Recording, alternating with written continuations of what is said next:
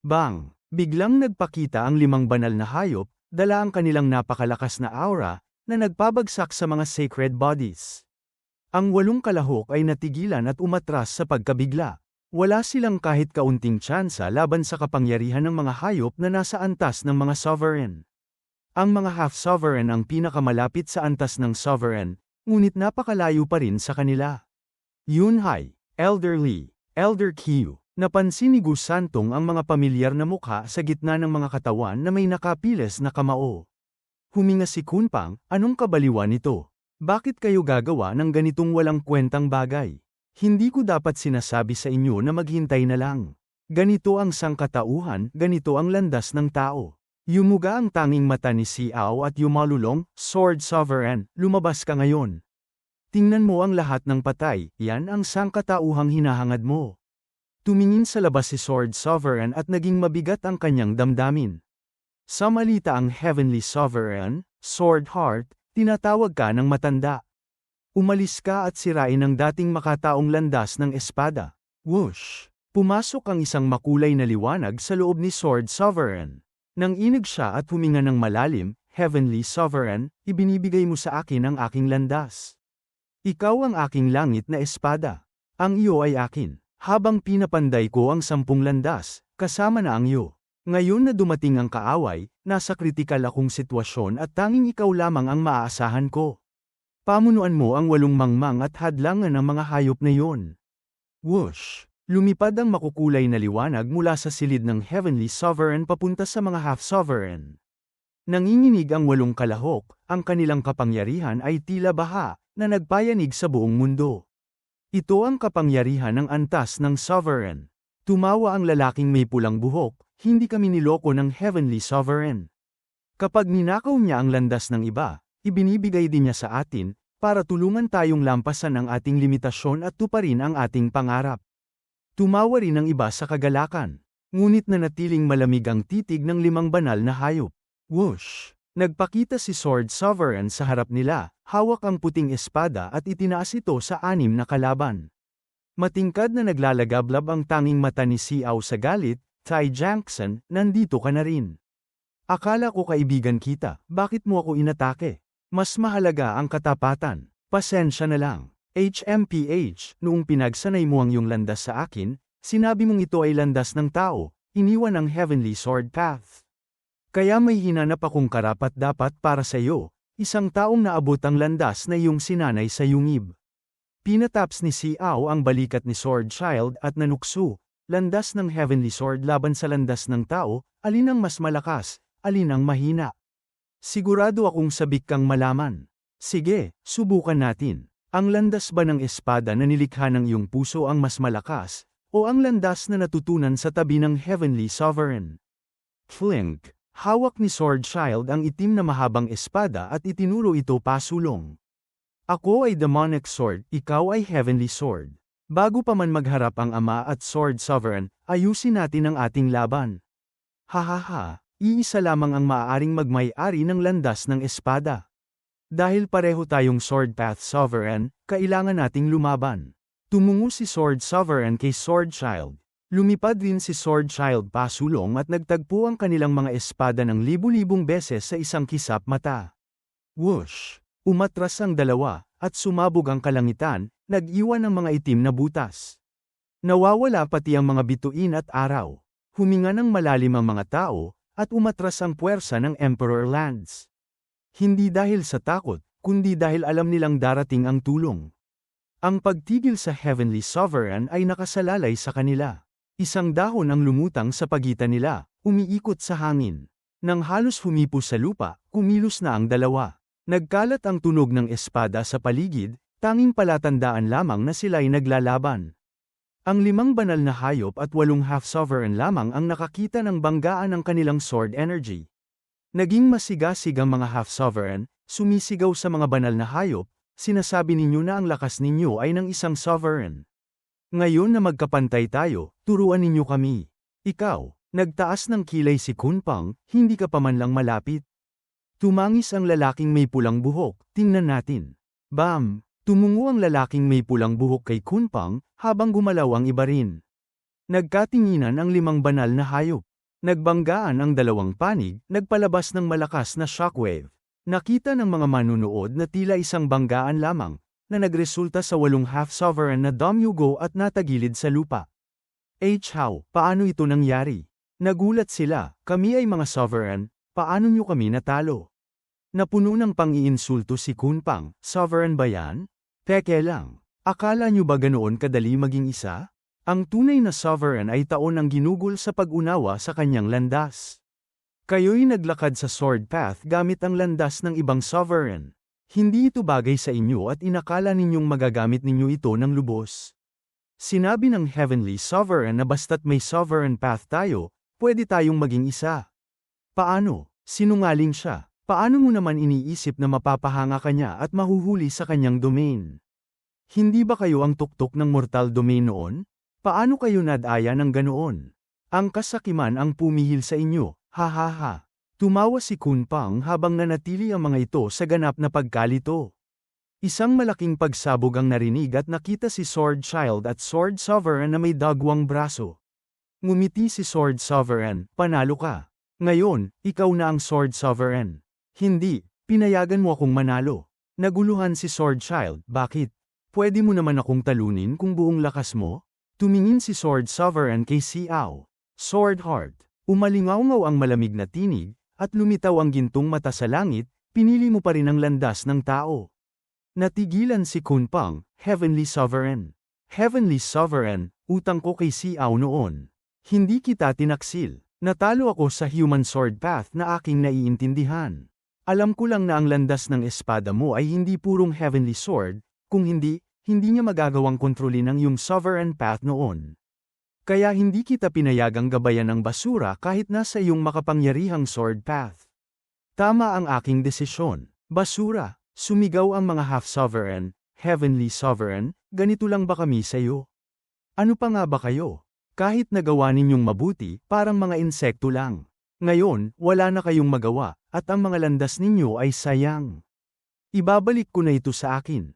Nanginginig, itinapon sa kalangitan ang 8 kalahok, sumigaw bago tuluyang nawala sa mata. Naabsorb rin si Sword Sovereign.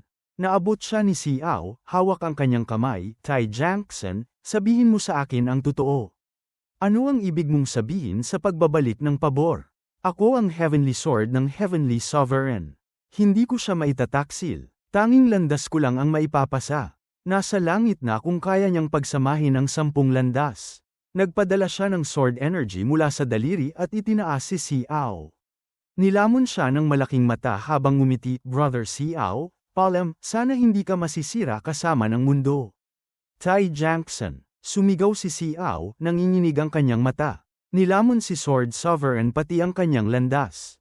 Whoosh! Sumabog ang Mirror Moon Cottage at isang puting anyo ang lumipad palabas, tumapak sa isang bundok, at tiningnan silang lahat ng may pang-uuyam, mga hayop, sobra na ang kaguluhan na ginawa ninyo.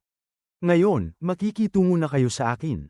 Heavenly Sovereign. Napaikit si Kunpang at lumingon sa pamilyar na anyo. Umalis ka sa Mirror Moon Cottage. Tinanggal mo na ba ang pang-akit?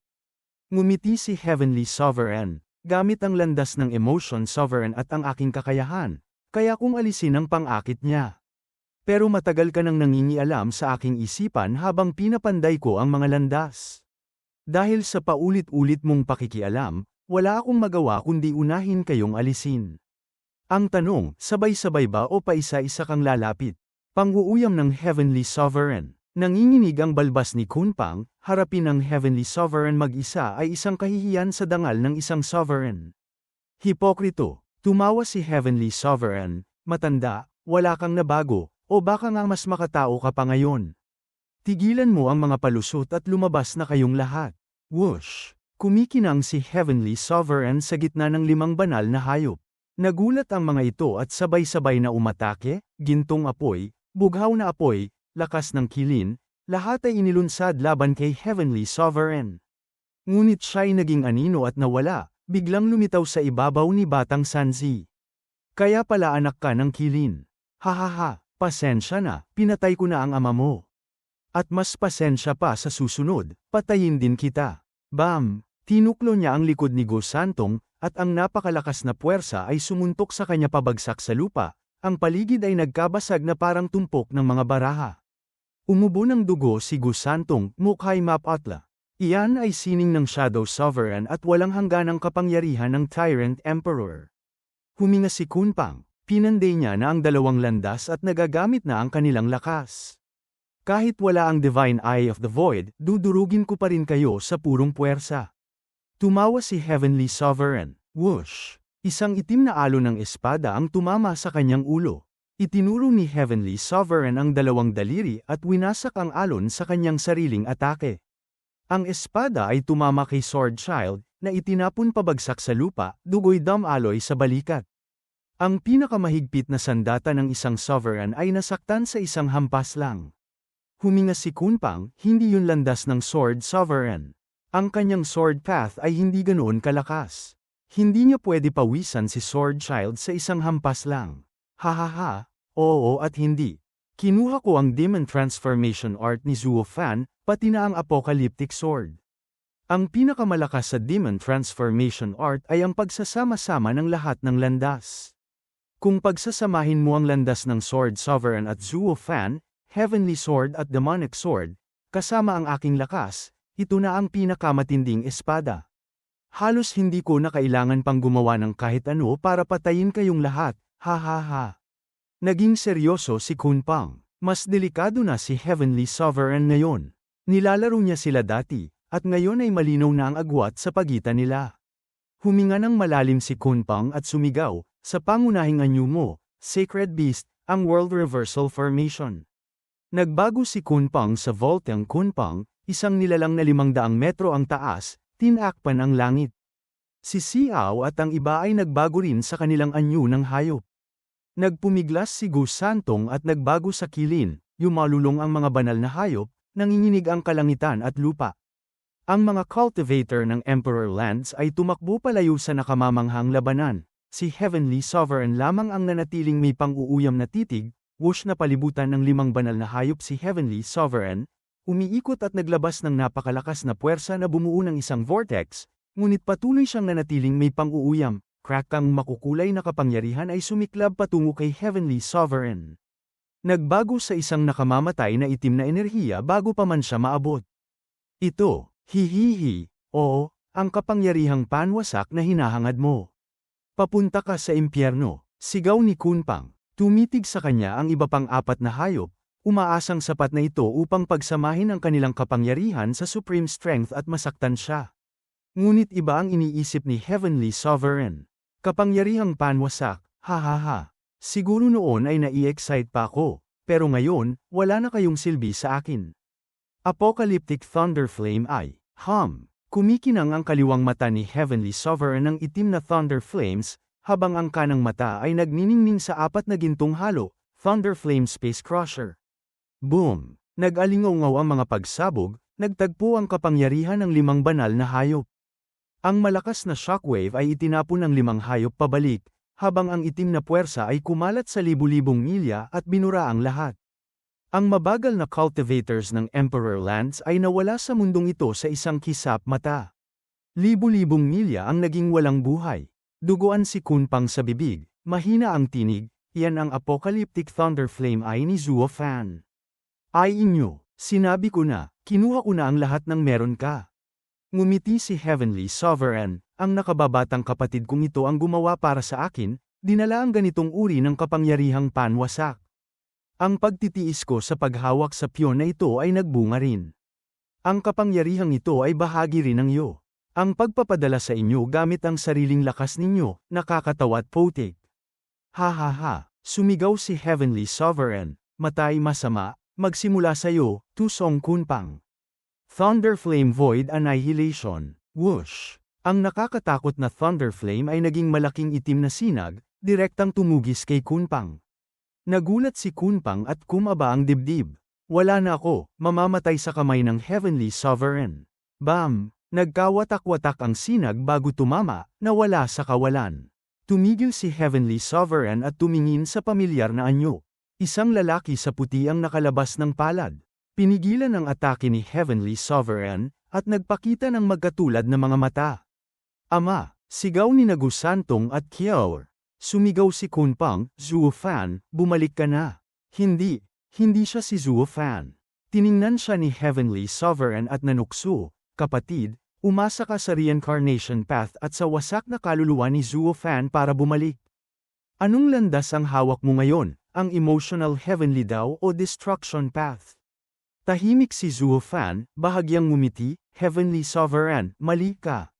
Ako si Zuo Fan, hindi ang kapatid mo. Daan ako ng demonic path, hindi heavenly daw.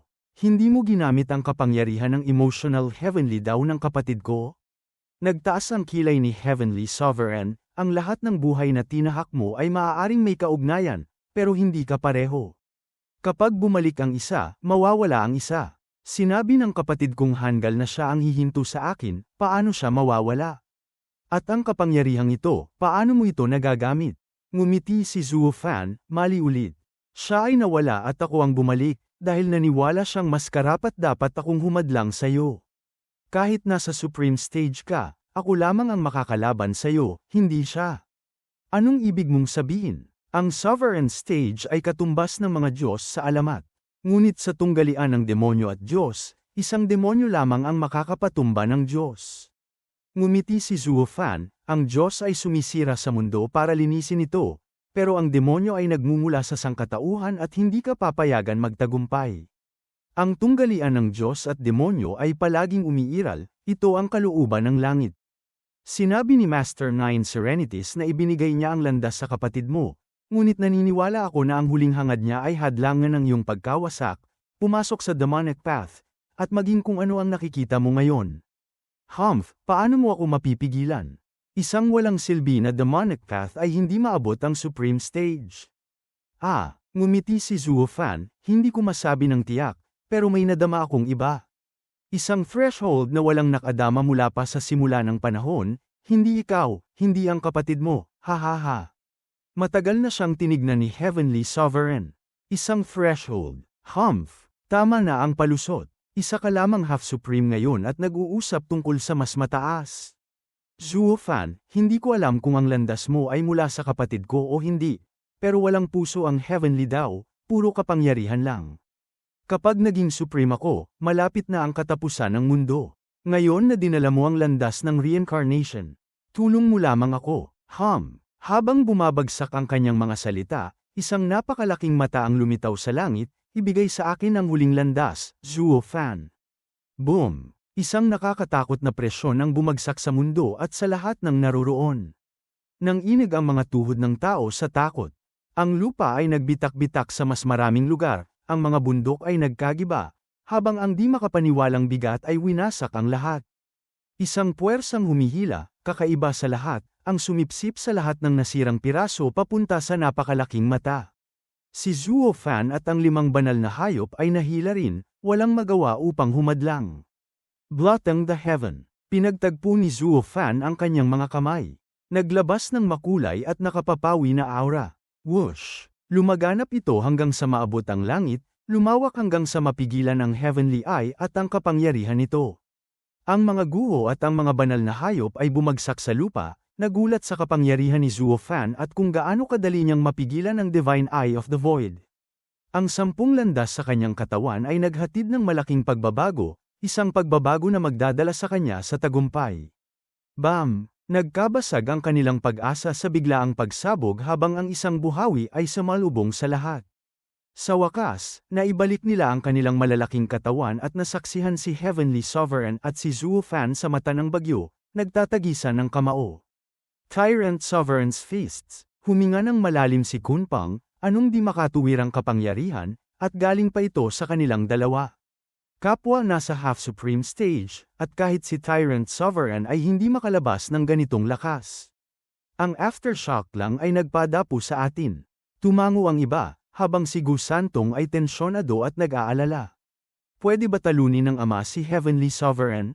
Mahirap sabihin, huminga si Kunpang, pinagmamasdan ang dalawang naglalaban, may pawis na dumadaloy sa kanilang mukha. Bumabagsak ang kanilang mga kamao sa bawat sagupaan. Tumingin ang isa sa isa, ngunit isang itim na usok ang tumakas mula kay Heavenly Sovereign, na nagtulak kay Zuo Fan palayo. Huminga si Kunpang at napaiyak, hawak nila ang The 10 Paths to Heaven, ngunit natalo si Zuo Fan sa palitan. Syempre, dahil ang kakanyahan nila ay nasa sovereign paths. Dahil hawak ko ang mga ito, kahit ang mga mana na nakuha niya mula sa mga mangmang na iyon ay hindi sapat. Bam! Sumugod si Heavenly Sovereign kay Zuo Fan, tumatawa, mga hayop, akala nyo sapat na ang 10 mana ng Sovereign laban sa akin. Tinutulungan nyo lang akong maabot ang aking layunin. Whoosh! Biglang lumitaw siya sa harap ni Zuo Fan at kinamot ang kanyang dibdib, ibigay ang huling landas ng rebirth. Gampanan mo ang iyong papel bilang piyon. Whoosh! Nawala si Zuo Fan parang anino. Shadow Sovereign's Shadow Escape. Ngumiti si Heavenly Sovereign, tigilan mo ang palusot. Mas kilala ko ang mga lihim ng landas kaysa sayo. Whoosh! Naging anino rin si Heavenly Sovereign at silang dalawa ay nagpalipat-lipat sa himpapawid ng walang makasunod. Minsan ay nagbanggaan, minsan ay nagtago, sobrang bilis ng lahat. Lumipad si Zuo Fan sa lahat ng direksyon, hindi makaalis kay Heavenly Sovereign, habang nakasimangot ang huli sa paglapit. Pinili niyang itigil ang pagtakas. At nang lumapit ang anino ni Heavenly Sovereign, bigla siyang lumitaw 1,000 milya ang layo. Ipinakita rin ang sarili ni Heavenly Sovereign, ginamit ang parehong galaw upang habulin siya, Child Sovereign's Heavenly Cloud Step. Naglalaro na tayo? Sayang, ang mga kasanayang nakuha mo mula sa kanila ay akin na. Walang takas. Pinag-aralan mo lang ang kanilang mga landas, ngunit walang kaalaman sa kanilang isipan at puso habang tinatahak ang mga ito. Hindi mo maiintindihan ang kakanyahan ng kanilang mga kasanayan. At, aabot ako sa Supreme Stage basta hawak ko ang 10 landas. Hindi ko kailangan intindihin ang mga kaina-hinalang landas ng tao. At iyon ang dahilan kung bakit hindi mo malalaman ang layunin ng human path. Kung paano nagbabago ang puso mula sa kabutihan patungo sa kasamaan, o bumabalik sa tama upang itama ang kanilang buhay. Tulad ng pagiging mahina nila na parang langgam, ngunit naglakas loob na ihagis ang kanilang buhay laban sa Heavenly Sovereign. Humina ang kanilang bilis at si Zuo Fan ay naging kalmado. Wala kang alam, kahit na hawak mo ang 10 landas. Napag-aralan mo lang ang lakas, hindi ang paglalakbay. Sinamantala ito ni Heavenly Sovereign at sumugod, ipinako ang kanyang kuko sa dibdib ni Zuo Fan, matay nagliliyab. Yan lang ang gusto ko. Walang kahulugang karanasan ng ilang langgam, hahaha. Whoosh! Hinugot niya ang kamay mula sa katawan ni Zuo Fan, dumaloy ang dugo, at kuminang ang prismatic glow sa kanyang palad. Demonyo, nakuha niya ang reincarnation path. Nanginginig si Kunpang. Takot na takot, kapag hawak na niya ang 10 landas, magiging supreme siya at sisirain ang mundo. Tapos na ang lahat. Bumagsak si Kunpang sa lupa, walang magawa. Nagulat ang iba pang mga hayop. Matatapos ang mundo. Tahimik si Zuo Fan, Heavenly Sovereign, nahulog ka sa bitag ng mga demonyo. Demonyo, ngumiti si Heavenly Sovereign, sumusunod ako sa Void Path. Walang demonic path ang makakaabot sa akin. Kahit may demonyo man ako, kailangan ko munang magkaroon ng puso. Saan pa kaya ang puso ng mga demonyo? Ang kasakiman ay nagiging demonyo, ang sigla ay nagiging demonyo, ang kayabangan ay nagiging demonyo. Marami ka rito, dahil walang makakaya sa iyo, gagawin ko ito para sa kanila. Tinukso ni Heavenly Sovereign, ikaw? Ha, piyon ka ko, nagmula sa akin ang landas mo. Ang 10 landas na pinapangarap mo ay akin na, kasama ang reincarnation path. Tumingin si Heavenly Sovereign sa prismatic glow sa kalangitan, nawala ito, at ang Heavenly Eye ay ipinatupad ang presyo nito sa mundo, hahaha. Pati ang veil ng reincarnation na itinayo mo sa nakaraan ay nawala na. Ang mundo ay akin. Ano pa ang magagawa mo sa akin?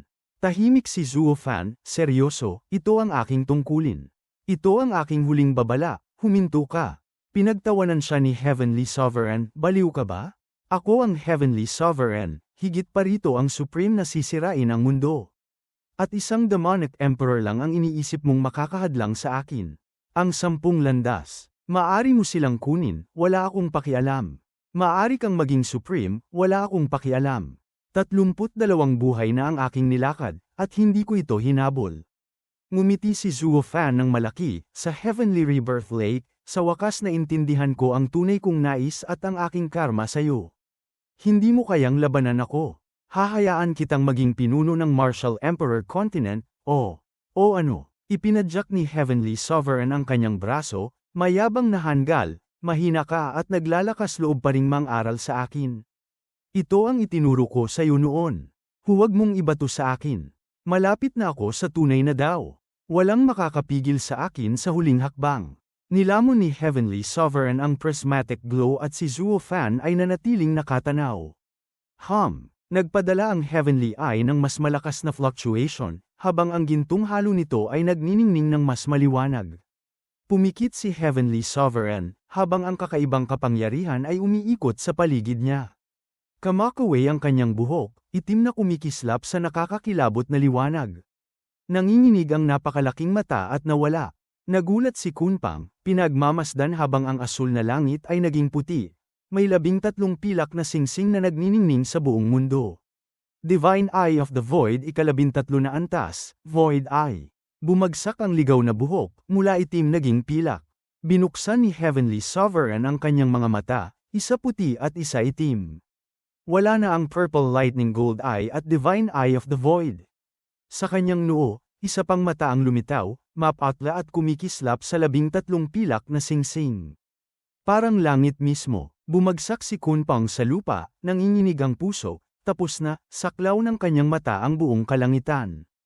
Hawak niya ang mundo sa kanyang palad. Ito na ang Supreme Path.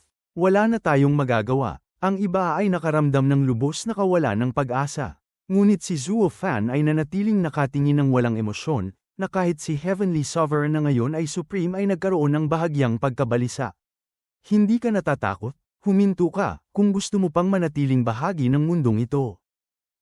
Patuloy ka pa ring magyabang? Tinukso siya ni Heavenly Sovereign, younger brother, tatawagin kitang ganito sa huling pagkakataon. Alam mo ba kung ano ang Supreme Heavenly Eye? Sumagot si Zuo Fan, Void Eye, Genesis. Oh, naramdaman mo rin, bilang isang nakakaalam ng Supreme Stage. Ngumiti si Heavenly Sovereign, puno ng pagmamalaki. Hindi ito tulad ng Apocalyptic Thunder Flame o Divine Eye of the Void. Kaya nitong burahin ang buong mundo at muling likhain ang isang mas dalisay na mundo. Walang dumi, walang anuman sa mundong ito, kahit ang Apocalyptic Thunder Flame mo, na hindi nito kayang alisin, ganito lang. Isang pilak na liwanag ang bumagsak mula sa kalangitan, at isang bundok ang nawala, parang hindi ito bahagi ng mundong ito mula sa simula. Nabigla at natakot si Kunpang. Huminga ng malalim si Zuo Fan, hindi pa tapos ang takbo ng mundo. Kung pipiliin mo ang landas ng pagsuway, hindi ito magtatapos ng maayos. Hindi sa'yo nakasalalay ang kapalaran ng mundong ito. Tinukso ni Heavenly Sovereign, ang kapalaran ng mundo ay ngayon nasa aking mga kamay. Tulad ng sinaunang plano, muling lilikhain ang mundo. Lilinisin ko ito mula sa lahat ng dumi, Tumawa si Heavenly Sovereign at kumislap ang Void Eye sa pilak na liwanag. Ang mga alon ng pilak ay damaloy sa buong mundo, sa mga lupa at dagat, bawat isa'y nawala mula sa pag-iral. Lumiliit pabalik sa anyong tao ang grupo ni Kunpang, nagtatangkang tumakas, huwag hayaang hawakan kayo ng liwanag. Kamatayan ang tiyak, habang namamatay ang lahat ng nilikha, wala na silang mapagtataguan. Nagtago sila sa mga yungib, ngunit sa susunod na sandali, nawala rin sila, sa kahit saan paman. Tumawa si Heavenly Sovereign sa kanilang walang kwentang pagtatangka, sinusubukang palawigin pa ng ilang sandali ang kanilang buhay. Mga langgam lang ito, hindi kayang maging masters ng kanilang kapalaran. Nanatiling malamig ang tingin ni Zuo Fan, unti-unting naglaho rin habang narating ng pilak na liwanag. Ngumiti si Heavenly Sovereign, younger brother, paalam na magpakailanman. Mula pa sa sinaunang panahon, matagal na ang lumipas ngunit wala nang nagbago. Hindi na kailangan, magkikita rin tayo muli, ngumiti si Zuo Fan, na nagdulot ng panginginig sa puso ni Heavenly Sovereign. Bakit siya ngumiti? Sa angka ng luho, habang lahat ng mandirigma ay pumunta upang pigilan si Heavenly Sovereign, nananalangin sina Luo Yunchang at ang mga babae. Ang kalangitan ay naging pilak at ang liwanag nito ay binura ang lahat ng nadadamay.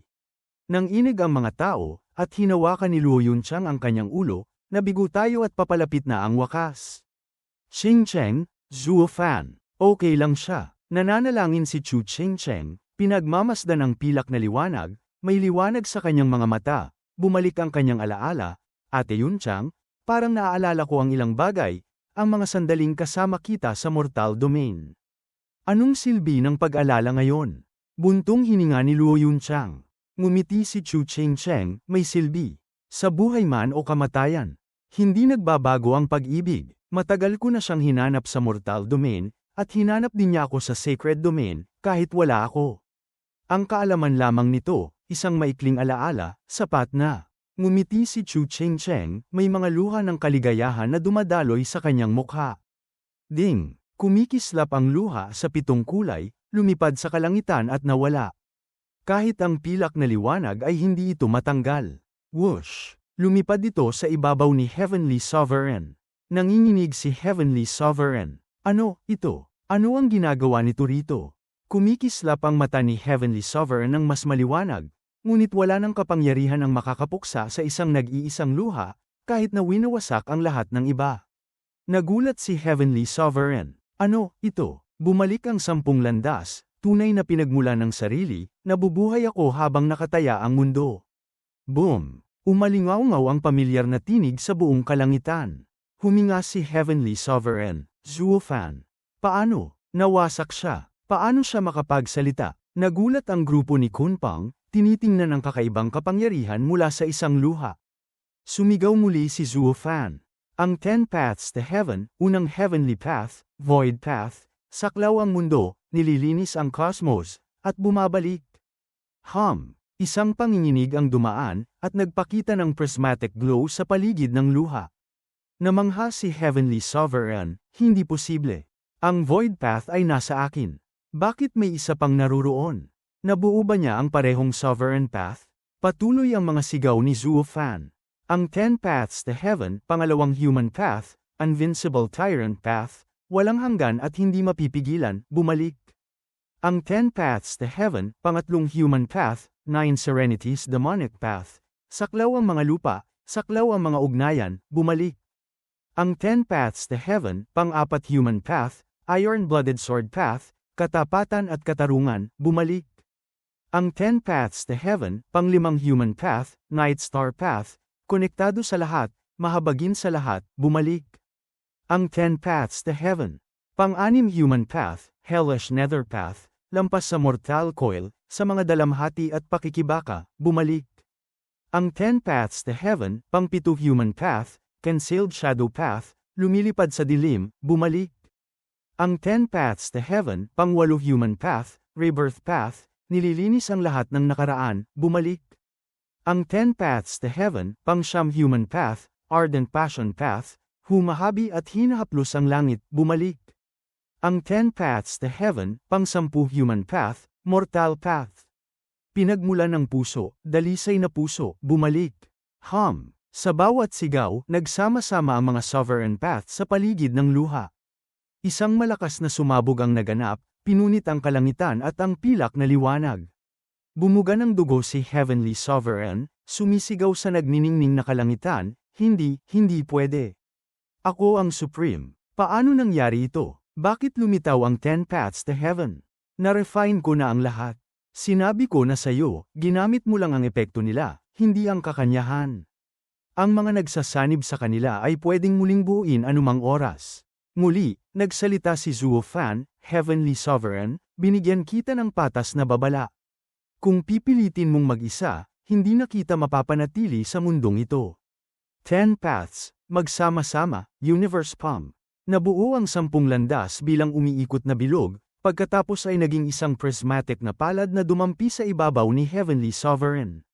Ipinikit ni Heavenly Sovereign ang ulo sa pagtanggi, hindi, ako ang Supreme. Hindi mo ako matatalo, Void Eye. Bumukas muli ang kanyang pangatlong mata, nagpadala ng pilak na liwanag, ngunit wala nang makapigil sa pag-atake ng prismatic palm. Nakarating si Heavenly Sovereign sa sukdulan ng kawalan ng pag-asa sa bawat pagtama, nabura siya at nawala rin makalipas. Parang panaginip, hindi ka panipaniwala. Kumambas si Kunpang sa kanyang mga paa, pinagmamasdan ang malinaw na kalangitan at ngumiti, tapos na rin sa wakas. Pero nasaan si Zuofan? Ama, nasaan ka? Hinanap ni Gus Santong at Sword Child. Bumuhos ang mahinang ulan sa lupa, ngunit ang mga patak ay prismatic ang kulay, sumisipsip sa lupa. Gumalaw ang lupa at lumabas ang isang kamay, sinundan ng mga pamilyar na mukha. Nagtaka si Gus Santong, Luo Yunhai, Elderly, Old Dan, hindi ba kayo namatay?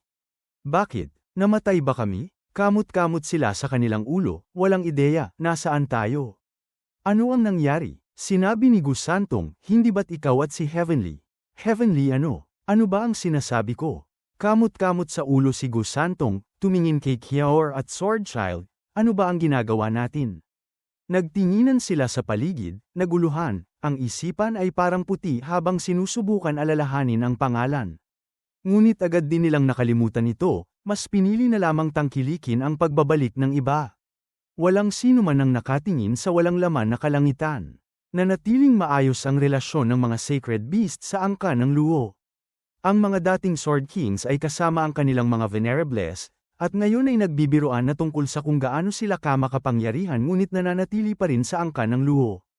Tumawa lamang sila, walang pakialam sa puwang sa loob, sa pagkawala ng isang tao. Ganito rin ang nangyari sa buong mundo. Nawala si Zuo Fan sa mundo, pati na ang kanilang mga alaala. Heavenly Sovereign, maglaro tayo ng chess muli.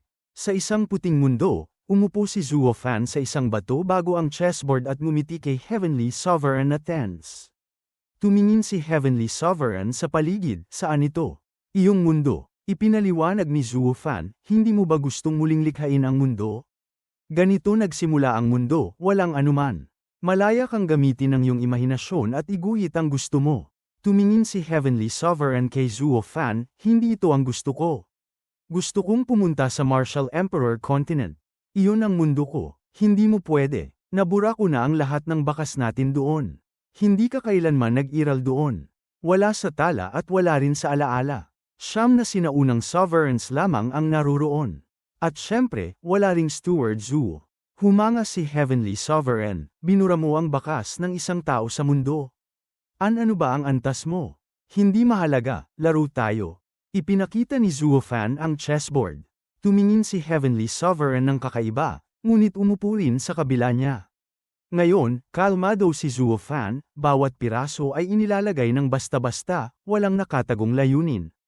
Hindi man kailanman matatalo ni Heavenly Sovereign, hindi rin manalo si Zuo Fan. Nagtatapos sa tabla. Ito ang nakakatakot. Ang pinakamataas na kakayahan sa chess ay hindi panalo, kundi pagpapanatili ng balanse sa kalaban. Nanginginig ang noo ni Heavenly Sovereign, nahulog ang piraso sa kamay niya, panalo ka. Tabla lamang ito. Ang tabla ay panalo. Nagtanong si Heavenly Sovereign, pwede ba kitang tanungin ng isang bagay? Oo naman. Ano ba ang landas mo? Tumingin si Heavenly Sovereign ng may pag-asa. Simula nang lumitaw ka, ramdam ko na kakaiba ang iyong landas sa landas ng nakababatang kapatid ko. Ito'y emosyonal, pero iba. Ano ito? Ngumiti si Zuo Fan, mas malaki ang kanyang habag, ang mas mataas na pag-ibig, samantalang ang akin ay simpleng pag-ibig lamang. Simpleng pag-ibig ay kayang bumuo ng landas at talunin ako. Hindi ba ang mga emosyon sa mundo ay nahahati sa maliit at malaki? Ngumiti si Zuo Fan na nagdulot ng panginginig kay Heavenly Sovereign. Tumayo si Zuo Fan, Heavenly Sovereign, kasama ang siyam na sovereigns, masyado kayong matigas ang ulo. Ang mundo ay gumagalaw ayon sa sariling patakaran. Ano ang malaki at maliit na pag-ibig? Emosyon ay emosyon, galing sa puso ng tao, ganoon lang kasimple. Iminumungkahi ko ang isang paraan ng paglinang, ginawa ng mga mortal.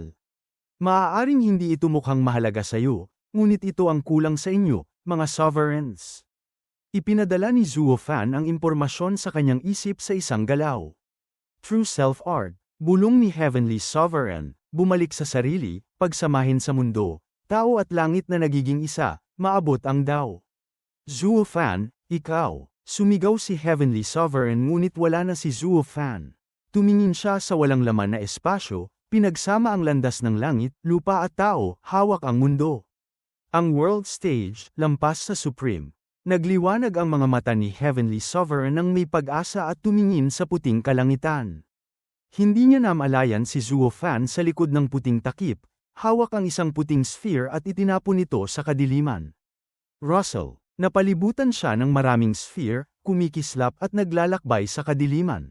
Ang iba'y purong puti, ang iba'y kulay abo, at ang iba'y itim. Pinagmamasdan ni Zuo Fan ang lahat at itinuro.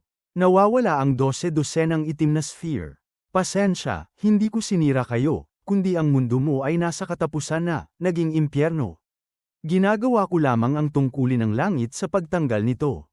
Tumingin si Zuo Fan sa walang katapusang spheres, pinili ang isang kulay abo, hindi pa tapos ang Martial Emperor Continent, ngunit papalapit na. Naglakbay si Zuo Fan sa kadiliman, sinusundan ang spheres na puno ng sigla at pinupuksa ang itim na spheres. Pagkalipas ng 1,000 taon, maraming pagbabago ang naganap sa Martial Emperor Continent. Lumitaw ang mga bayani, bumuo ng sariling puwersa. Kahit wala na ang Sacred Mountains na monopolyo sa lahat, ngayon ay may mga tunggalian sa maraming bahagi.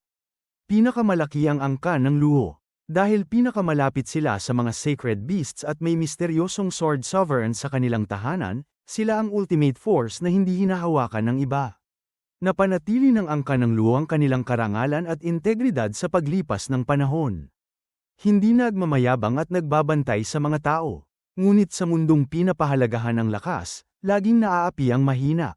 Huminto, ibigay ang spirit stones, pera namin ito para makabili ng pagkain.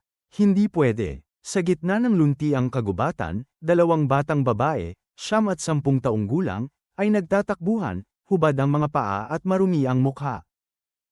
Natisod ang mga babae at nahulog, habang sinundan sila ng 6 na teenager na may kasamang masamang ngiti, hihihi, tingnan natin kung makakatakbo kayo ngayon. Huwag kayong lumapit o magsisisi kayo. Tumayo ang nakatatanda sa harap ng kapatid, nasa 8th layer ng chi condensation stage ako. Lumapit pa at patay na kayo. Nil 8 ng mga lalaki, hahaha, nakakatakot. Ano nga ulit ang ating cultivation? Boss, nasa bone tempering stage kami, ang pinakamahina ay sa 3rd layer. Nanginginig ang mga babae at lalo pang tumawa ang mga lalaki, dakpin sila at ibenta sa brothel para kumita ng ilang spirit stones, hahaha. Oo nga, hindi, nagkawatak-watak sa takot ang magkapatid na babae. Natigilan ang mga lalaki, hindi makagalaw, nakapako ang mga ngiti sa mukha. Marahang naglakad si Zuo Fan sa harap ng nanginginig na magkapatid, ngumiti, huwag kayong matakot. Hindi na kayo sasaktan nila. Tumingin ang mga babae kay Zuo Fan at yumuko bilang pasasalamat. Ano ang pangalan ninyo? Tanong ni Zuo Fan, kahit alam na niya. Sumagot ang nakatatanda, ako si Xiao Yu, at ito ang kapatid ko, si Xiao Shuang. Yuyo, Shuang, bulong ni Zuo Fan at iniabot ang kamay, sasama ba kayo sa akin?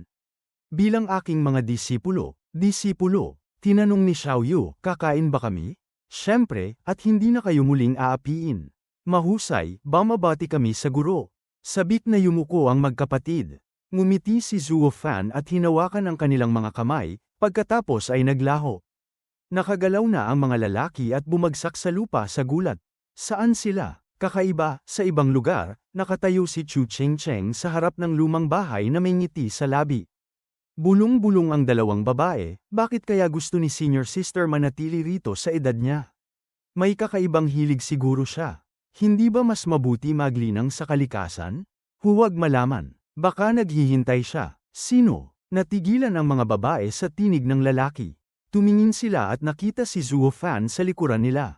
Sino ka? Kailan ka dumating? Huwag kayong bastyusan at umatras. Sumigaw si Chu Chengcheng at napansin ng 2 ang kanyang malamig na tingin. Nais nilang magreklamo ngunit nakita ang luha at kasiyahan sa kanyang mga mata.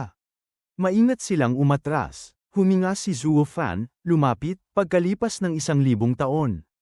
Kahit nabura ang alaala ng lahat, ikaw lamang ang nakakaalala sa akin. Alam ko yun noon pa man. Oo, dahil hindi ko na pwedeng manatili sa kanila.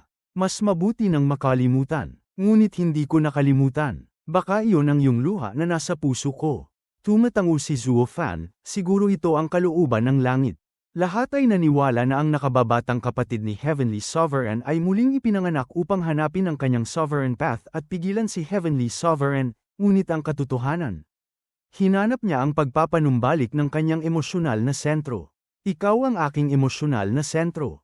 Dadalahin mo ba ako? Siyempre, niyakap ni Chu Chengcheng si Zuo Fan, napaluha sa saya, saan mo ako dadalhin? Sa isang buhay ng pagsusumikap at paglinang sa tahanan ng guro. Guro, Tanong ni Ching Cheng, ano ang ginawa mo? Ngumiti si Zuo Fan ng misteryoso, ganyan pa rin, pag-aalaga, sa buong mundo. Ito na ang wakas. Sa wakas, nandito ka na, Sword Sovereign.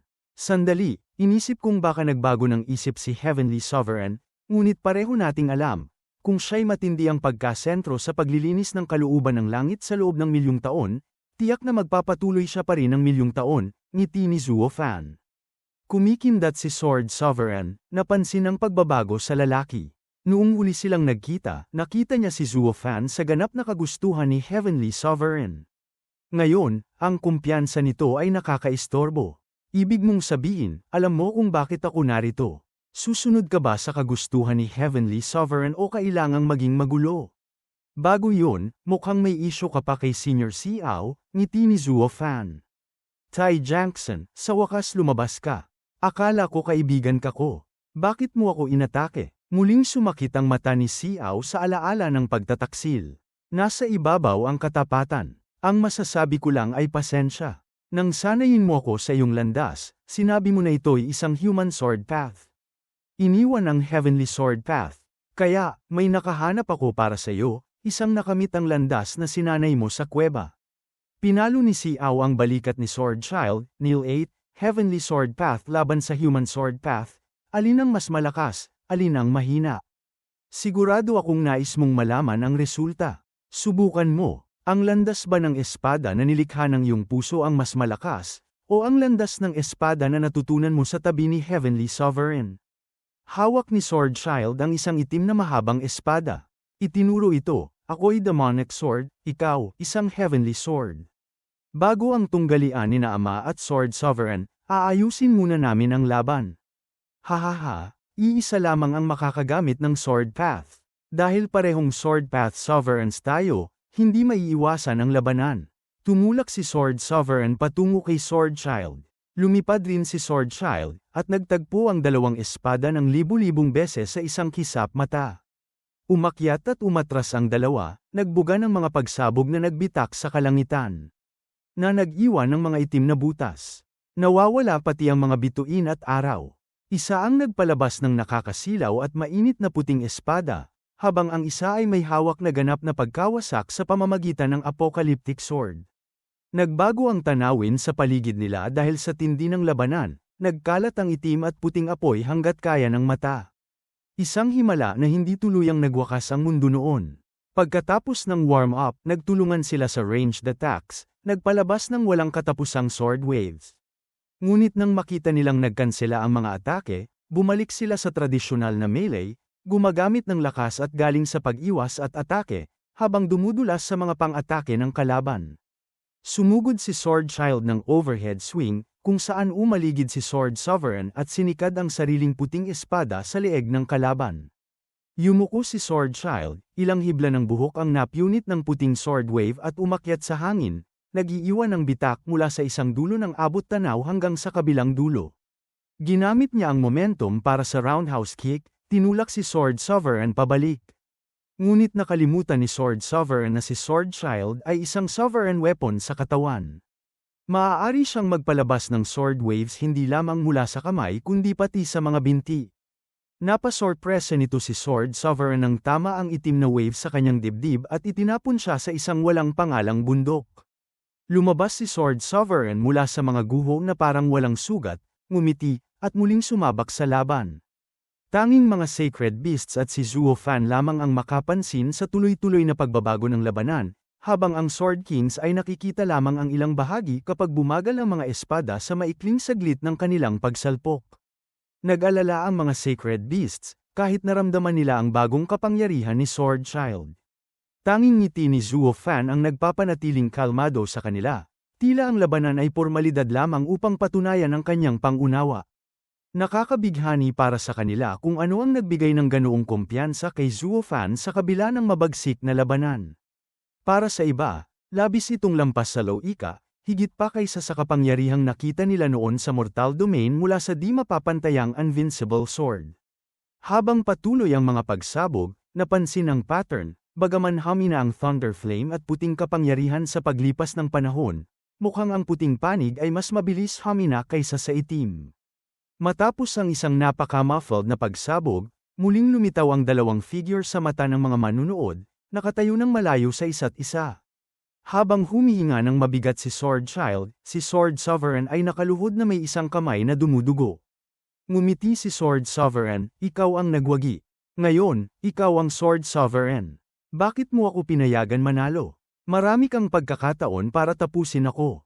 Bakit hindi mo ginawa? Naguluhan si Sword Child. Mapapanalo mo sana ako kung ibubuhos mo lang lahat mula sa simula. Tumingin si Sword Sovereign kay Xiao. Narito na siya. Pananalita ni Zuo Fan, nagdulot ng kalituhan sa iba. Sword Heart. Isang malamig na tinig ang umalingaw-ngaw, at lumitaw ang isang gintong mata sa kalangitan, pinili mo pa rin ang human path. Nahulog si Kunpang sa pagkabigla. Heavenly Sovereign. Ano ang ginagawa niya rito? Akala ko hindi siya makalalabas dahil sa bewitching. Heavenly Sovereign, utang ko kay Xiao noon. Hindi kita tinalikdan. Natalo lang ako sa human sword path na naunawaan ko noon. Kilala ko lang na ang landas ng espada mo ay hindi purong heavenly sword, kung hindi mo makokontrol ang iyong sovereign path noon. Kaya, hindi kita pinayagan pang gabayan ng 8 tanga kahit na makapangyarihan ang espada mo. Tama ang desisyon ko. Nanginginig si Sword Sovereign at inihagis patungo sa kalangitan, papunta sa mata. Nakaabot si Xiao sa oras, hinawakan ang kanyang kamay. Tai Jackson, sabihin ang totoo. Ano ang ibig mong sabihin sa pagbabalik ng pabor? Ako ang Heavenly Sword ni Heavenly Sovereign, hindi ko siya maitutaksil. Ang tanging magagawa ko ay ipasa ang aking landas. Nasa kalooban ng langit kung may pagkakaisa niya ang 10 landas. Tumingin siya kay Zuo Fan. Nagpadala siya ng sword energy mula sa daliri at itinulak si Xiao pabalik. Nasa loob si Sword Sovereign ng malaking mata habang ngumiti. Kapatid Xiao, paalam. Sana hindi ka rin masira kasama ng mundo. Tai Jackson. Sigaw ni Xiao, nanginginig ang mata habang nilulun si Sword Sovereign kasama ng kanyang landas. Hindi ko nakikita ang iyong mga tauhan para sundin ang iyong utos. Napagod ka na ba sa kanila? O mas gusto mo lang talagang mag-isa gaya ng dati, kuya? Ngiti ni Zuo Fan. Kumikindat ang kilay ni Heavenly Sovereign sa tawag na yon. Ngunit muling nagbalik ang kalmadong, kahit pilit ng ngiti. Tingnan mo kung sino ang nagising. Nais kong malaman, paano mo naibalik ang alaala ng iyong nakaraang buhay nang wala ang Heavenly Rebirth Lake na tumulong? Gayunpaman, palaging bagay sa iyo ang kahirapan. Maliit kong kapatid, tingnan mo, isang ganap na sovereign ka na. Bagamat tumagal ng milyong taon, o kaya'y dagdagan pa ng ilang libong taon, at namatay ang lahat ng ibang sovereign sa tabi ko. Sa huli, nagawa mo rin. Ngunit palaging napunta sa maling landas. Tungkol sa basura, kinailangan kong maglinis ng kaunti dahil wala silang silbi laban sa lumalakas mong grupo, kahit hindi yun magbabago ng anuman. Tungkol sa tanong mo, yun ay para sa akin malaman at para sa iyo tuklasin, sagot ni Zuo Fan na may nakakalitong ngiti. Lalo pang ikinainis ang pinakamakapangyarihang nilalang sa mundo. Walang kabuluhang salita. Mas mabuti nating pag-usapan ang mas mahalagang bagay sa isang laro ng Go, tulad ng dati, malayo sa ingay ng karamihan. Nawalan ng pasensya si Heavenly Sovereign at lumipad palayo. Huwag, Zuo Fan, nanawagan si Chu Qingcheng, dahil siguro nandito siya upang tapusin ang ginawa niya noon. Nanginig ang kanyang boses habang naaalala ang katawan ni Heavenly Sovereign na halos bumigay. Hinaplos ni Zuo Fan ang kanyang noo. Pinatingkad ang mahigpit na kapit ni Chu Qingcheng. Ayos lang. Kung gusto niya, magagawa na niya yun noon pa man. Tumunghay siya sa mga sacred beasts ng seryoso. Bukod pa rito, mas malalaking bagay ang dapat nating alalahanin. Alam ni Heavenly Sovereign ang lumalawak na dagat ng kadiliman, at tiyak na oras na lang bago mahulog tayo rito at mawala ang sacred domain. Walang saysay kung magtatapos ang ating alitan na parehong talo. Kaya nandito siya, naglalakas ng loob lumabas sa kanyang domain sa kabila ng panganib ng bewitching sa kanyang landas. Kung hindi makakaabot ng Supreme Stage bago lamunin ng kadiliman ang Sacred Domain, lahat ay walang saysay. Ngayon, nais niya lang makipag-usap, umaasang maresolba ito bago tayo bumalik sa lumang alitan. Mag-ingat ka, yakap ni Luo Yunchang nang may init sa mata, sinundan ng iba pang mga babae. Nakalimutan mo ba kung sino ako? Ngiti ni Zuo Fan habang lumilipad palayo. Alam namin na nag-aalala kami, bulong ni Ching Cheng sa sarili. Napansin ni Zuo Fan ang parehong Mirror Moon Cottage na paborito ni Heavenly Sovereign at umupo sa tapat niya. Handa na ang go board para sa kanilang laro. Mag-ingat, kuya, hindi ko kaya, hindi na ako yung kapatid, kundi si Zuo Fan, nagsimula siya, ngunit agad niyang itinapon ang pagkukunwari at bumalik sa sarili. Maaaring nabuhay ako sa buhay na yon, ngunit hindi na yon ang ako, hindi na ngayon. Sa wakas, nagiging ating tunay na sarili, sabi ni Heavenly Sovereign na may ngiti. Nakakatawa ang sinabi mo, tugon ni Zuo Fan na may smirk. Napungay si Heavenly Sovereign habang inilalagay ang puting piraso sa board. Alam mo kung bakit ako nandito at alam mo ring hindi ako aalis nang wala ito.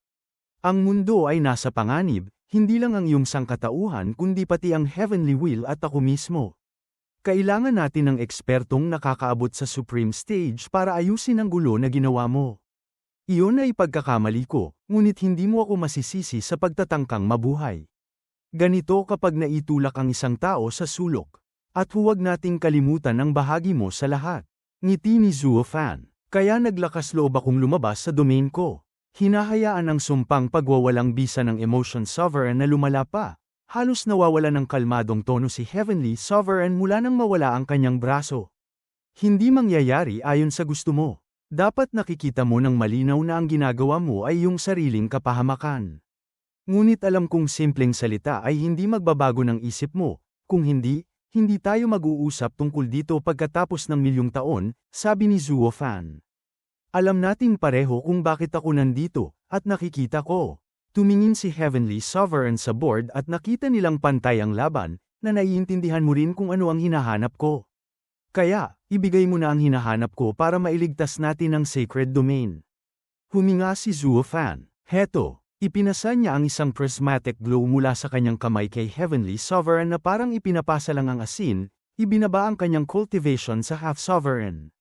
Alam ko na freeze si Heavenly Sovereign, hawak ang puting piraso. Napansin niya ang hindi inaasahang hakbang ni Zuo Fan. Ibinibigay mo lang sa akin, ganito lang? Nag-alinlangan si Heavenly Sovereign. Hindi mo ba gusto? Ngiti ni Zuo Fan. Agad kinuha ng isa ang glow. Alam ko na, tingnan mo, sabi ni Zuo Fan, alam nating pareho ang dapat gawin. Walang daan pabalik, at kapaki-pakinabang sa parehong grupo.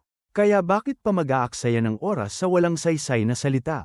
Mas madali at nakapagpapalaya ang tanggapin ang katotohanan. Kakailanganin ko rin ang Demon Transformation Art mo. Umungol at umubo ng dugo si Zuo Fan habang iniabot ang sinanay niyang sining sa loob ng maraming siglo. Na parang isang bagay na walang halaga. Narito, bakit siya sumuko ng ganito? Hindi siya sumusuko kailanman. Sa lahat ng kanyang buhay, nakipaglaban siya hanggang sa huli. Tanging kapag tiyak na kamatayan o kontrolado niya ang lahat, siya lamang ang kalmado. Matapos makuha ang nais, natapos ni Heavenly Sovereign ang laro. Pantay pa rin ang laban. Balak niyang bumalik sa domain at pag-isipan ang lahat, pati na rin pag-isahin ang 4 o 5 paths. Marahil makakatulong ito sa pag-abot ng Supreme Stage ng mas mabilis. Bago ka umalis, alamin mo, ang paglilinis ng mundo ay hindi katulad ng inaasahan mo. Umubo at huminga si Zuo Fan. Makikita natin, hanggang sa susunod na phenomenon.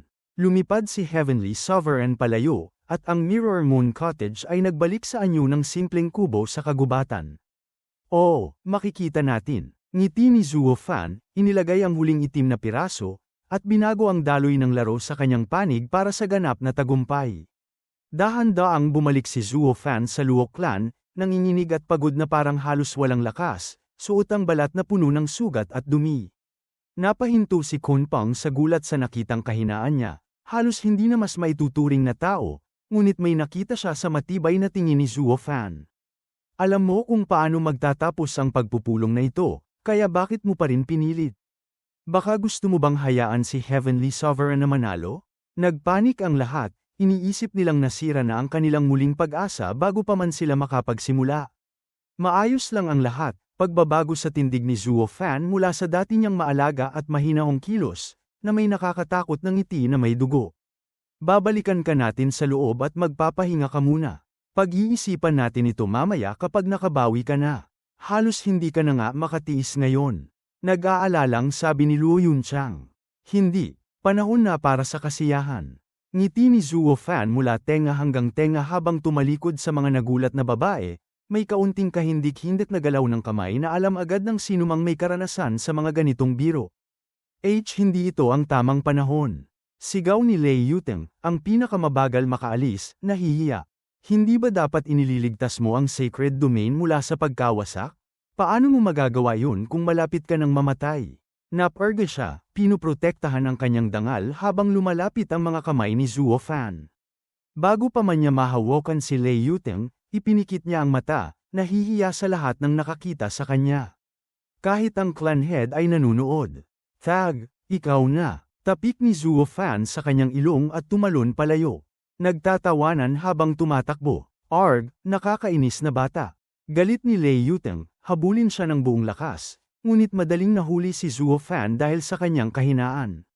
Sa kama ka na. Habang papunta sa kanyang silid, nakatakas si Zuo Fan mula sa kanyang pagkakahawak, na nagpaiwan ng mga babae sa gulat. Tumakbo silang lahat, sinusubukang mahuli siya nang hindi masyadong ginagamit ang kanilang lakas at mas mapalala ang kanyang kondisyon. Lumipas ang ilang minuto, at habang dumarami ang kanilang pagsisikap, tila mas naging buhay si Zuo Fan. Ang bawat pagtalon at halakhak niya ay nagpapakita ng kakaibang sigla, na unti-unting pinapaniwala ang mga babae na hindi siya ganoon kaina. Samantala, isang maikling pasensyang dragon ay labis na naiinis sa biglaang pagbabago ng kanyang ugali. Ilang sandali lang, siya'y sappy at corny sa mga babae, ngayon ay naglalaro parang walang bukas. Kung magpapatuloy ito, tila walang bukas talaga. Sapat na. Naglunsad siya ng fireball na bahagyang naiiwas ni Zuo Fan. Mabagal ang galaw ng atake, sadyang ginagawa. Habulin natin siya. Kailangan niyang magpahinga kung gusto nating mabuhay at harapin si Heavenly Sovereign. Utos ni Dragon Ancestor. Nagambag ang Sword Kings at ang mga elders sa paghuli kay Zuo Fan, nag-ingat na hindi masyadong makasakit, ngunit paulit-ulit lang ang laro sa mga babae. Palaging nakakausad si Zuo Fan, tumatawa at tila bata lang. Tumayo ka na, unggoy. Akala mo laro lang ito? Pumutok ang pasensya ni Dragon Ancestor at inilunsad ang buong lakas. Naging dragon pa siya sa galit. Nako, napagtanto ang mali ngunit huli na, wala si Zuo Fan kahit sa aftermath ng pagsabog. Dito ka, kaliskis. Akala mo ba hindi laro ito? Siyempre, laro lang ito, at tayo ang mga laruan. Lumabas si Zuo Fan, nakaupo sa ilong ng dragon, nagpapasakit sa ulo nito habang sinusubukang makita ang nakakalitong ngiti. Arg! Alis ka sa akin. Naglaro sila ng cat and mouse, mas delikado, isang maling hakbang at mawawala si Dragon Ancestor. Ang iba ay nanood na may takot. Ngunit hindi naganap ang masamang inaasahan. Oh, tama. Hininga ni Dan Shen mula sa kanyang pag-iisip. Ang mundo ay isang playground, at tayo ang mga produkto nito, nakatali sa mga limitasyon at batas. Lamang sa pag-unawa sa mga limitasyon maaari tayong makalampas sa mga hangganan. Iyon ang cultivation, labagin ang hangganan ng mundo. Naiintindihan mo. High five, Shen. Inabot ng Sword King ang kamay, at may tumapik sa kanya, habang naririnig ang boses ni Zuo Fan mula sa malayo. Nahuli na kita. Dumating ang fireball ni Dragon Ancestor, pinilit ang lahat na umiwas, habang hinaharap ni Sword Child ang apoy bago magkaroon ng anumang pinsala. Umupo si Dan Shen, nag-cross-legged, lumalakas ang kanyang kapangyarihan, nagbago ang aura. Ang kalangitan sa itaas ay parang nag-aalangan kung siya'y lulupigin o sasalubungin.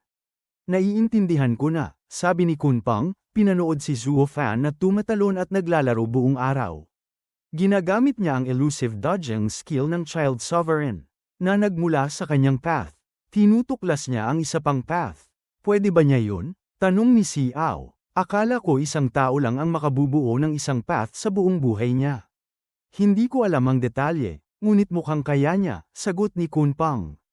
Kailangan nating hintayin siyang matapos ang laro bago natin tanungin. Nakakatulong din ito para maibalik ang kanyang cultivation pagkatapos ng ginawa ni Heavenly Sovereign sa kanya. Lampas sa anumang nakita ko. Nang magsawa na ang lahat, tumigil si Zuo Fan at sinabi, panahon na para sa bakasyon. Ungol ng iba pang eksperto sa kanyang kakaibang personalidad, hindi sila makakuha ng ideya, habang bahagyang natuwa ang mga babae, iniisip na magkakaroon pa sila ng sandali kasama siya. Kung ito na ang kanilang huling pagkakataon, ang magkaroon ng huling sandali kasama siya ay higit na mahalaga. Pagkatapos ng lahat, hindi ba karaniwan ang bakasyon sa mga magkasintahan? Tutukuyin natin siya pagbalik niya. Nagbago ang posisyon ni Kunpang. Ayaw pigilan si Zuo Fan sa ginagawa. Alam niyang may metodo sa kabaliwan nito, kahit hindi niya nakikita. Kailan siya babalik? Isang buwan na ang lumipas. Hinampas-hampas ni Dragon Ancestor ang paa sa sahig, umalingaw ang marmol ng meeting hall. Malaki ang pag-unlad ng iba pang eksperto dahil sa kamakailang prismatic na pangyayari, lalo na si Dan Cheng-shen na nakaligtas sa lahat ng inaasahan. Kaya na niyang makipagsabayan sa isang sacred beast. Alam niyo ba kung kailan naging pabigla-bigla si Zuo Fan sa kanyang mga aksyon? Tanong niya sa iba. Oo, sabay-sabay ang sagot. Mas marami pa kaysa sa kaya nating bilangin. Ngunit nagblink si Dan Cheng-shen at binago ang tanong. Ngunit alam niyo ba kung kailan ang kanyang pabigla-bigla ay hindi bahagi ng mas malaking plano? Tahimik ang lahat. Patunay ito na tama siya. Kailangan lang nating maniwala na gaya ng maraming beses noon, makakagawa siya ng paraan, kahit na tila pabigla-bigla ang kilos niya. Sa katunayan, ang pabigla-bigla ay senyales na bumalik na siya sa dati niyang sarili at may plano sa ilalim nito. Dagdag ni Dan Cheng-shen, ang magagawa natin ngayon ay matuto mula rito. Malaki ang natutunan ko, at pwede rin kayong matuto. Hindi ba natin gustong mahanap ang ating sariling mga path? Makatawid sa hangganan. Walang mas mabuting gabay kaysa kay Zuo Fan. Tama ang senior. May kanya-kanyang hamon si Brother Zuo na hindi natin lubos na mauunawaan, ngunit pwede natin siyang suportahan sa pinakakailangan niya. Kailangan nating tumingin sa kabila ng nakasanayan at unawain ang nakatagong dahilan. Iyon ang nakakatulong sa atin lumago, gaya ng natutunan ko sa senior. Pahayag ni Luo Yunhai. Dumungaw ang pinto at pumasok si Zuo Fan kasama ang mga batang babae, mas masaya kaysa dati. Bigla kang dumating, ang ungol ni Dragon Ancestor. Biglang nagbigay ka ba ng oras sa amin? Hindi niyo ba ako inaasahang hahanapin sa gabi? Hindi ko ganyang tipo, ngiti ni Zuo Fan, na nagdulot ng ilang tawa pati na rin ang pag-irit ni Dragon Ancestor. Ngayon na magaan na ang pakiramdam, galing ako sa isa pang pagpupulong kay Heavenly Sovereign, at naipasa ko na ang Child Sovereign's Path. Sabi ni Zuo Fan. Yun ba ang dahilan kung bakit parang bata ka nitong nakaraang buwan? Bakit hindi mo kami sinabihan? Tanong ni Kunpang. Ang path ng isang tao ay hindi lang prinsipyo. Mahalaga rin ang mindset. Kailangan ng tamang pananaw para tahakin ang sariling path, lalo na maintindihan ang path ng iba. Ito ay isang pagsubok mismo. Hindi ko sinabi dati dahil gusto kong matutunan ninyo ang isang bagay, gaya ng natutunan ni Dan Cheng-shen, tumango si Zuo Fan sa Sword King. Ang tuwirang sagot ay palaging mabibigo kumpara sa sariling pagkakaintindi mo sa katotohanan at sa path mo. Bakit ka sumusunod lang sa hinihingi ni Heavenly Sovereign? Alam mong papatayin niya ang sangkatauhan pagkatapos ng Sea of Blackness crisis. Hindi siya magbabago, tanong ni Xiao. Alam ko, pero hindi masama subukan, ngiti ni Zuo Fan. Bilang tagapagmana ng legacy ng mga nakaraang sovereigns, kailangan kong mag-isa sandali. Mahirap at mapanganib ang pumunta sa bagong mindset dahil pwede akong makalimot sa sarili ko. Paano mo malalaman na magtatagumpay ka? Isang beses mo man nagawa. Hindi ibig sabihin gagana ito sa lahat ng 10 beses. Baka mapasok ka sa isa ng tuluyan. Reklamo ni Dragon Ancestor. Ang tanging paraan ay kung muling lilito ang prismatic phenomenon, basta't na-absorb ang mga path ng Sea of Blackness. Ngunit wala ni isa sa atin ang gustong mangyari yun. Kung mangyari man, Yunhai, siguraduhin mong ilayo ang mga tao mula sa blackness at ipaalam ang ating mga hakbang para pigilan ang paglawak nito. Ikaw ang bahala, Brother Zuo. Ingat, tumango ang clan head. Hindi ba pwede kaming sumama? Tanong ni Chu Chingcheng na nahihiya. Hindi. Ang nakaraang buwan ay okay dahil nag-enjoy tayo at natutunan kung paano mabuhay ng kaunti, na nakaayon sa path na hawak ko, sagot ni Zuo Fan. Paalam muna. Isinara ni Zuo Fan ang pinto ng main hall, iniwan ang pamunuan ng Luo clan sa katahimikan. Magse-seclusion ako hanggang sa susunod na prismatic event, lumabas si Dan Cheng-shen. Ganoon din dapat kayong gawin. Maghanda, pinangasiwaan ng Luo clan ang sacred domain sa pansamantala. Naglagay ng gwardya sa ligtas na distansya mula sa Sea of Blackness, upang maiwasan ang pangalawang expansion. Inilipat ang mga tao at tiniyak na ito'y precaution lamang. Si Zhuo Fan, sa kabilang banda, hindi nagmadali tapusin ang sovereign paths na naipamana sa kanya, ngunit hindi rin nagpabagal. Ang pinakamahirap sa tao ay ang pagbabago, lalo na kung fundamental ito. Kailangan niyang linisin ang isipan bago lumukso sa susunod. Ito rin ang dahilan kung bakit milyon-milyong taon walang bagong sovereigns. Ngunit ngayon, sinisikap niyang makumpleto ang lahat ng 10 path sa loob ng 1 taon. Ang nagbibigay ng katiyakan ay ang true self-art na natutunan niya mula sa kanyang master sa schemang demonic sect. Hindi ito nabigo sa kanya. Mas lalo niyang nauunawaan ang sarili at ang mundo habang pinapatalas ang kanyang kakayahan. Isang nakakatakot na hamon ang nakaharap kay Zhuo Fan, tapusin ang 10 path sa maikling panahon, samantalang kahit isa lang ay aabuti ng mga siglo, kung hindi milyon-milyong taon, sa normal na kalagayan. Ngunit mula sa simula, wala sa lahat ng ito ang normal. Ang uhaw ni Heavenly Sovereign sa isang malinis na mundo, kahit ano pa ang ibig sabihin nito, ay isang proyekto na napakalaki at mahaba, na tiyak na magdudulot ng hindi inaasahang sakuna. Sa kabilang banda, sundin ang kagustuhan ng iba pang sovereigns na pigilan ang paglipol ng sangkatauhan. Gaya ng alam ni Zhuo Fan, ay hindi rin biro. Swerte siya, o malas, sa pagdaan sa matataas at mababang punto ng buhay, kasama na ang pagkawala ni Yuyu at Shuanga. Nagbigay ito ng pananaw sa daan ng emosyon, kahit panandalian lamang. Sumunod naman ang daan ng Child Sovereign, ngunit kahit iyon ay hindi niya naramdaman na hamon, dahil gusto niyang maglaro sa mga tao at baguhin ang mga bagay ayon sa gusto niya. Ang kailangan lang niya ngayon ay sundin ang sariling hilig, habang iniiwasan ang anumang panlilinlang. Komplikado, at mapanirang gawa. Kahit mahirap bitawan ang nakagapos sa isip, nakatulong ang mga sandaling iyon na muling suriin ang sitwasyon. Sunod sa listahan ang demonic path na natapos ni Nine Serenities, na ngayon ay hawak ni Heavenly Sovereign. Walang alanganin niyang naipasa ang Child Sovereign's path dahil alam niyang kaya niyang ulitin ito. Ngayon, pupunta siya sa path na hawak ni Heavenly Sovereign, alam niyang hindi magiging magaan ang huling salpukan, hindi lang ito isang maganda at payapang pakikipagkamay. Dahil sa halos buong buhay niyang paglakad sa demonic path, higit siyang nakakaunawa kaysa sa iba na lahat ay may kani-kanyang demonyo, kahit hindi nila alam. Marahil ito ang batayan ng kasabihan ng mga matuwid noon, purge evil and vanquish demons. Dati, ang mga matuwid na cultivator ay may marangal na layunin, labanin ang sariling demonyo, maabot ang kanilang path, at ipalaganap ang kabutihan. Ngunit sa pagdaan ng panahon, nabago ito, naging slogan lang na sinasambit ng mga manhid at maling gabay.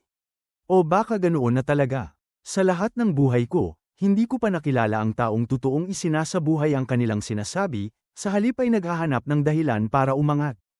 Naghahanap ng tahimik at malayong lugar para magtuon sa mabigat na gawain, dumaan sa isip niya ang napakaraming bagay. Kaya ko ba ito? Matatalo ko ba si Heavenly Sovereign? May salba ko ba ang Luo Clan? Makakamit ko ba ang tunay na kapayapaan? Ngunit agad niyang itinaboy ang alinlangan at pangamba. Walang solusyon ang pagpapaliban. Sa halip, madadala ka ng problema nito pababa. Habang nakaupo sa isang kuweba malapit sa ilang kabundukan mula sa Luo Clan, pinagtutok niya ang kanyang mga alaala mula sa nakaraang buhay, sa tulong ng true self-art. Wala itong hindi kayang gawin, basta't tapat siya sa pagsasanay nito. Habang bumaba ang antas ng kanyang surface cultivation, lumalakas ang iba pang aspeto ng kanyang kakayahan dahil sa katotohanang kanyang natutunan tungkol sa mundo at sa sarili. Ito rin ang nakatulong sa pagbuo ng Child Sovereign's Path. Sa katunayan, 1 buwan lang ay kulang para matapos ito, kaya umaasa siya sa mga alaala ng nakaraang buhay, isang bata, malaya, at masayahin. Ngayon, ginagamit niya ito upang tapusin ang demonic path, isang insurance laban kay Heavenly Sovereign na tiyak na makakatulong sa hinaharap. Ang demonic path na ito, natapos ni Nine Serenities, ay tungkol sa pagbasa ng puso ng sangkatauhan, pagtanggap sa kabutihan at kasamaan, at pagtanggal ng alinlangan o pagkasuklam sa anumang bahagi nito. Kailangan niyang maunawaan na ang tao ay may kakayahang maging santo, ngunit pwede ring maging halimaw na nagtatago sa anyo ng tao. Malaking tulong ang mga pagsubok at proseso ng pag-iisip sa nakaraang mga buhay niya, nagbibigay ng subyektibo at obyektibong pananaw. Dito niya nasilip ang mga bagay na hindi niya napansin o binaliwala. Kahit ang kanyang hangarin na talunin si Heavenly Sovereign ay kinailangan suriin, sagutin, at unawain sa pinakapayak na antas upang matapos ang path na ito. Hindi madali ang proseso. Ilang araw at gabi siyang naipit sa simpleng katanungan, bakit niya gustong maisalba ang Luo clan at ang lahat ng kakilala niya? Madaling sagutin, ngunit hindi sapat ang malaman lamang, kailangan niyang paniwalaan na yun ang tunay na dahilan, hindi lang palusot para itago ang ibang bahagi ng sarili. At ito pa lang ang isa sa madadaling path, ngunit ipinapakita na wala talagang madali sa buhay, kahit pa ang pagiging masama. Maaaring maganda ito sa papel o kapag ibang tao ang gumagawa. Ngunit ibang-iba kapag ikaw mismo ang sumusunod. Kahit dalawang tao ay maglakad sa demonic path, maaaring magkaiba ang magiging sagot nila sa huli. Dito lumilitaw ang pagiging natatangi ng isang path, kahit may pagkakatulad sa iba. Habang pinag-aaralan niya sa isip ang lahat ng kaalaman tungkol sa demonic path, dumating ang kinalabasan makalipas ang 2 buwan. Hindi ito nag-trigger ng prismatic event gaya ng naganap sa naunang 2 path. Kaya hindi pa niya natatapos pagsamahin ang demonic path. Mabuti, ngiti ni Zuo Fan.